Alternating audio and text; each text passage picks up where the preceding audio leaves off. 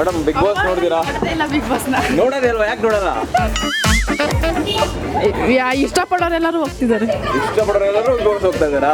Okay, ಈ ಸಲ ನಿಮ್ಗೆ ಯಾರು ಇಷ್ಟ ಬಿಗ್ ಬಾಸ್? ರಜತ್ ಯಾಕೆ ಇಷ್ಟ?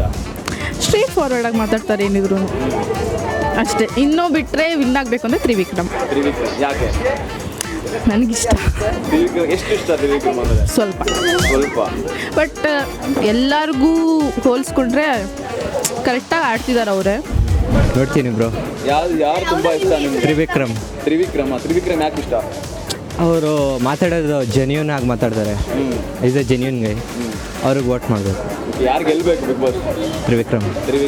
ಮೇಡಮ್ ಹಾಯ್, ಬಿಗ್ ಬಾಸ್ ನೋಡ್ತೀರಾ? ಬಿಗ್ ಬಾಸಲ್ಲಿ ನಿಮಗೆ ತುಂಬ ಇಷ್ಟ ಅಂದರೆ ಯಾರು? ತ್ರಿವಿಕ್ರಮ್ ಯಾಕೆ ತುಂಬ ಇಷ್ಟ? ಅವ್ರು ತುಂಬ ಚೆನ್ನಾಗಿ ಆಡ್ತಾರೆ. ಸೊ